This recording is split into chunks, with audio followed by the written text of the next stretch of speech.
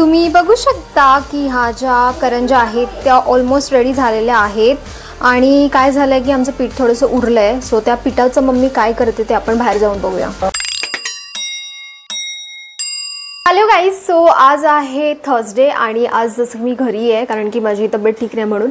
आणि आज माझी मम्मी बनवते करंज्या कारण की आम्ही जे दिवाळीला करंज्या बनवलेल्या त्या संपल्यात. सो मम्मीने आता नवीन करंज्या बनवायला घेतल्यात कारण की सगळ्यांनी खाऊन टाकल्यात आणि अजून पाहिजेत आमच्या घरी.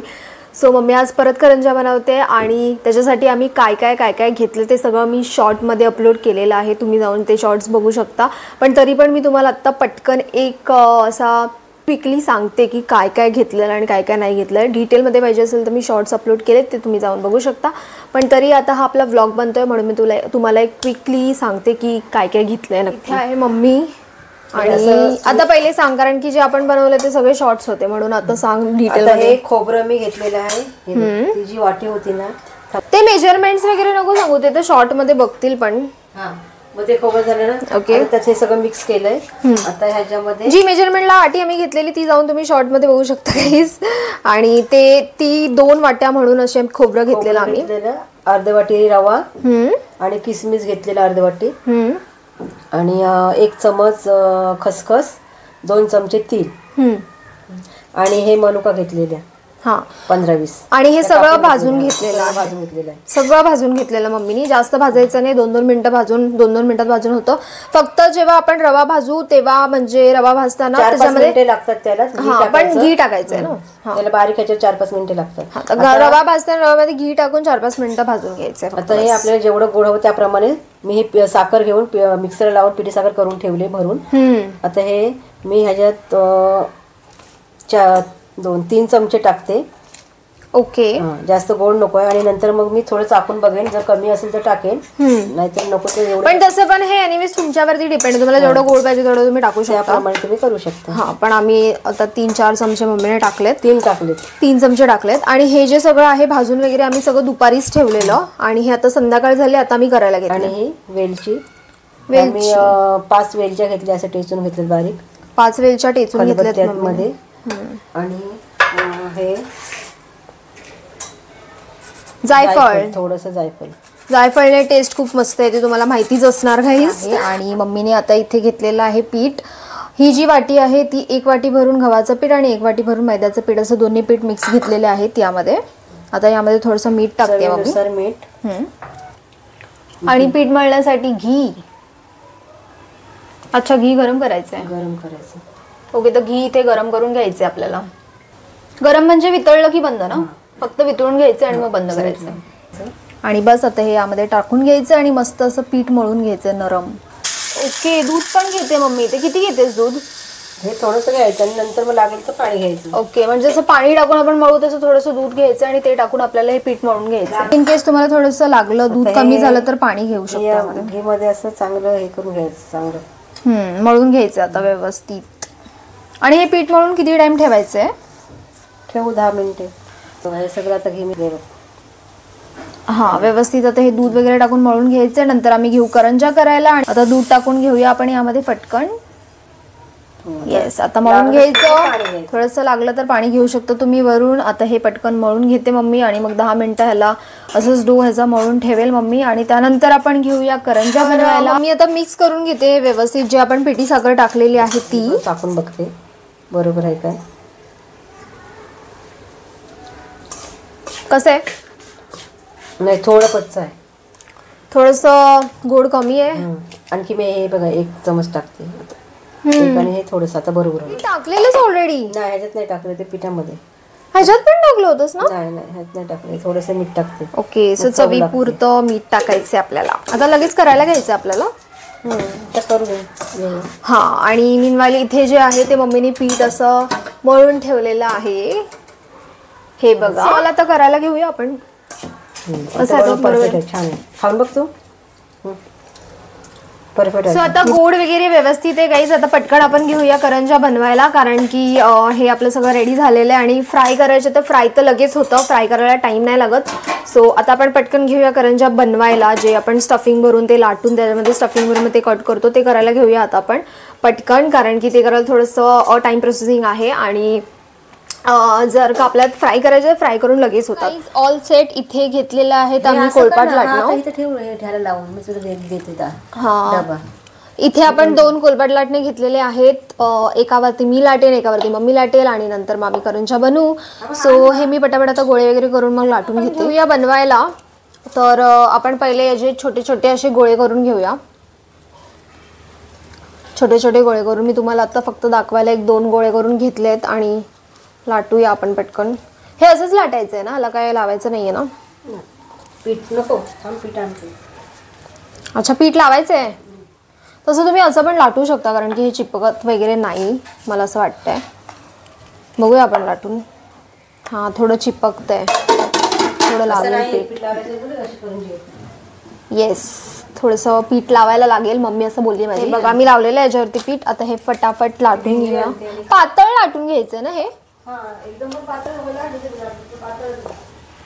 ओके, असं जाड नाही ठेवायचं कारण की लास्ट टाइम आम्ही जे केलेलं ना शंकरपाळ्या, तर मला आठवतंय की आम्ही काय जास्त जाड ठेवला नव्हता, ते पातळच मम्मीने करायला सांगितलं होतं. ते माझं झालेलं आहे 1 पोळी लाटून. हे बघा इथे बघू शकता तुम्ही. आता याच्यामध्ये मी सारण भरते पटकन. ही आपली जी करंजी आहे ती बनून रेडी झालेली आहे. आता अशाच मी फटाफट सगळ्या करून घेते करंजा आणि नंतर मग आपण भेटूया फ्राय करताना. तुम्ही बघू शकता की ह्या एवढ्या आमच्या करंजा करून रेडी झालेल्या आहेत. मी बसलेली मगापासून, मम्मी पण आलेली मध्ये. सो आता ऑलमोस्ट आमच्या करंजा रेडी झालेल्या आहेत.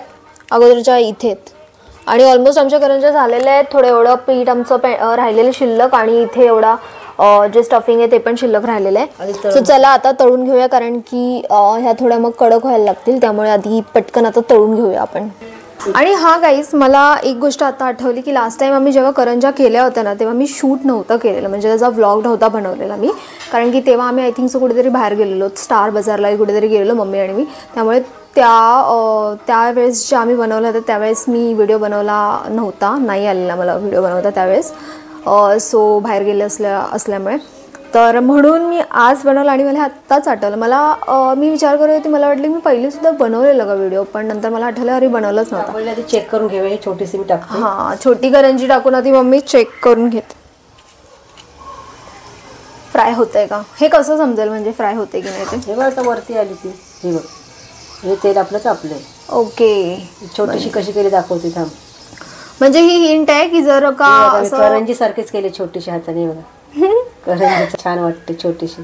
वाव, हे बघा इथे ठेवली मी. हे बघा दाखव कशी छोटी मस्त वाटते.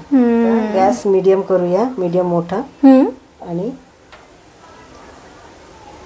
टाकूया. आणि हे लगेच फ्राय करून होतात है ना? ह्याला काही वेळ नाही लागत. फ्राय करून लगेच करताना वेळ लागतो.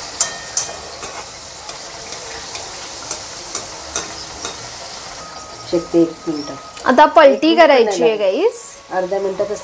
अर्धा मिनिटं पण नाही. हे बघ किती छान. 15-20 सेकंड्स मध्ये एक साइड शेकते आणि दुसरी पण साइड शेकते, म्हणजे हे लगेच शेकून होतात है ना? आता याच प्रकारे मम्मी ह्या सगळ्या ज्या करंज्या आहेत त्या तळून घेईल. वाव, जास्त ना शेकवायचं पण नसतं ना, त्यामध्ये कडक होतात ना. सो व्यवस्थित असं झालेलं आहे आपले. वाव, एकदम मस्त अशा फुगल्या त्या करंज्या. आणि मी तेल बघा हे कमीच टाकायचं, नाही तर मग तेल ना ते खूप राहतं आणि मग ते संपत नाही आणि जास्त दिवस मध्ये हे करायला बरं नाही वाटत. म्हणून कमी ह्याच्या 2-3 अशा फ्राय करायच्या, तळून घ्यायच्या. हे बघ जमलं तुला तेल चांगलं हे करायचं? जमेल. सो मी तळून घेते, मम्मी जाऊन ते करते आणि मग सगळं करून झाल्यावरती मग मी तुम्हाला दाखवते. तुम्ही बघू शकता की ह्या ज्या करंज्या आहेत त्या ऑलमोस्ट रेडी झालेल्या आहेत. आणि काय झालंय की आमचं पीठ थोडंसं उरलंय. सो त्या पिठाचं मम्मी काय करते ते आपण बाहेर जाऊन बघूया. गाईज, या उरलेल्या पिठाचं मम्मी काय करते सांग.